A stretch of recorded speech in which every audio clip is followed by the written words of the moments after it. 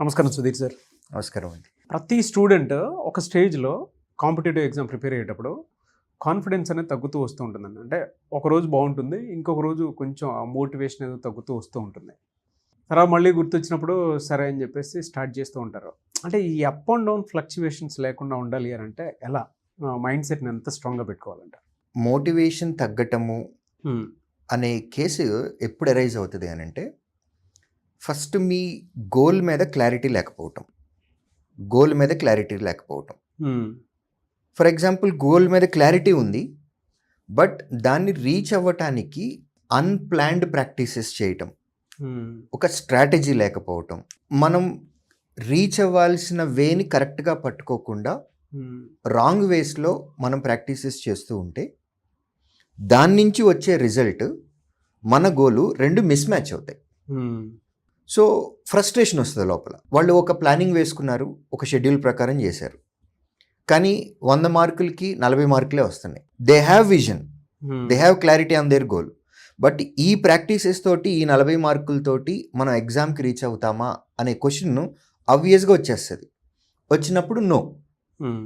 Reach అవ్వలేము అన్నప్పుడు లోపల నుంచి ఫ్రస్ట్రేషన్ వస్తది. హ్మ్. సో, ఇలాంటి కేస్‌లో మనం చేయాల్సింది ఏంటంటే, ఫస్ట్ క్లారిటీ తెచ్చుకోవాలి. మన విజన్ ఏంటి? మన గోల్ ఏంటి? నంబర్ 1. హ్మ్. దీన్ని రీచ్ అవ్వటానికి మనకి పక్కాగా ప్లాన్ ఏ ఉండాలి. ప్లాన్ ఏ మిస్ అయితే ప్లాన్ బి ఉండాలి. సో, ఈ ప్రాసెస్‌లో కాంపిటీటివ్ ఎగ్జామ్‌కి ప్రిపేర్ అయ్యేటటువంటి స్టూడెంట్స్ మోటివేషన్ రావట్లేదు, డీమోటివేట్ అవుతున్నాము అనంటే కంప్లీట్‌లీ రిజల్ట్ ఓరియెంటెడ్. హ్మ్. రిజల్ట్ సరిగ్గా రావట్లేదు కాబట్టి డీమోటివేట్ అవుతున్నాం. సో, మీ సోర్సెస్ మొత్తాన్ని మార్చేయాలి. Sources what? మీరు ఏ బుక్ అయితే చదువుతున్నారో ఆ బుక్‌లో నుంచి క్వెషన్‌లు రావట్లేదు. హ్మ్. Material change. మీ చుట్టుపక్కల ఉన్నటువంటి వాతావరణం కూడా మార్చుకోవాలి. అది మీ రూమ్‌లో మీరు పడుకునే ప్లేస్ అయి ఉండొచ్చు.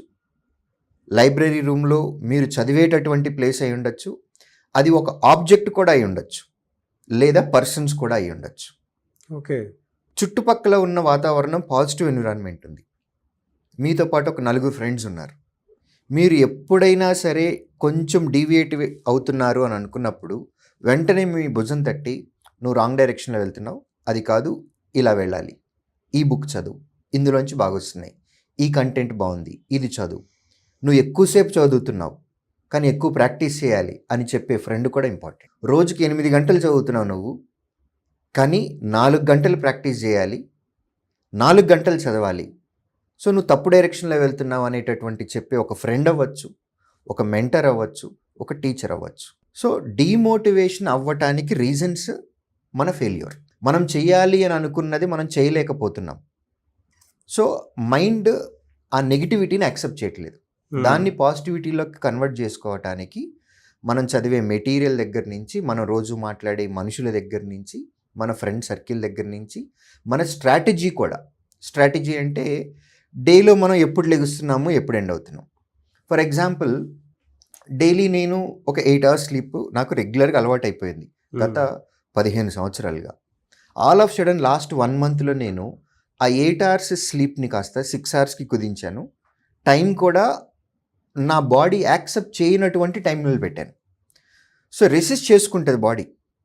20 రోజులు రెసిస్ట్ చేసింది. 25 రోజులు చేసింది. 30 రోజులు చేసింది. 31 రోజు బర్స్ట్ అవుతది. ఆ బర్స్ట్ అయ్యే ప్రక్రియే ఫ్రస్ట్రేషన్, డీమోటివేషన్. ఛీ! ఎందుకిది అని అనిపిస్తూ ఉంటది. సో, చిన్న చిన్న టార్గెట్లు పెట్టుకుందాం. మనం రీచ్ అవ్వాల్సిన గోల్‌ని 10 పార్ట్స్‌గా డివైడ్ చేద్దాం. లేదా 5 పార్ట్స్‌గా డివైడ్ చేయండి. అచీవబుల్ గోల్స్ పెట్టుకొని 1 మంత్‌లో ఇది, 2 మంత్స్‌లో ఇది, 3 మంత్స్‌లో ఇది, 6 మంత్స్‌లో ఇది, 1 ఇయర్‌లో ఇది, ఇది నా ప్రోగ్రెస్ కావాలి అని స్మాల్ గోల్స్ నుంచి మొదలు పెట్టుకొని ఒక్కొక్క గోల్‌ని రీచ్ అవుతూ వెళ్తూ ఉంటే మనలో మోటివేషన్ వస్తది. మన చుట్టూ ఉన్నటువంటి మనుషులకు కూడా మోటివేషన్ వస్తది. కాబట్టి ఫ్రస్ట్రేషన్ వచ్చినప్పుడు మనం అనుకున్న గోల్‌ని రీచ్ అవ్వటానికి కరెక్ట్ ప్రాక్టీసెస్‌లో వెళ్తున్నామా లేదా అనేది ఒకసారి క్రాస్ చెక్ చేసుకోండి. చేంజెస్ ఏమైనా చేయాలి అని అనుకుంటే ఇమ్మీడియేట్‌గా చేయండి. బట్ ఇనీషియల్‌గా ఉండేటటువంటి ఫస్ట్ 2 టార్గెట్స్ ఏవైతే ఉన్నాయో అవి ఈజీలీ అచీవబుల్‌గా ఉండేటటువంటి టార్గెట్స్ పెట్టుకుంటే మనకి మోటివేషన్ ఉంటుంది.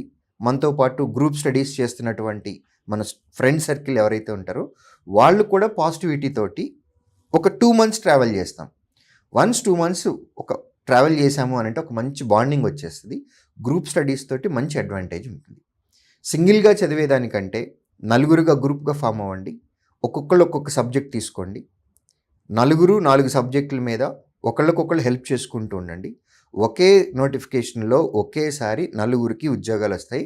ఇది ట్రాక్ రికార్డు మేము గత 10 సంవత్సరాల నుంచి చూస్తూ ఉన్నాం. గ్రూప్ మొత్తం ఒకే నోటిఫికేషన్లో వెళ్ళిపోతారు. Very good solution. Thank you so much sir. Thank you.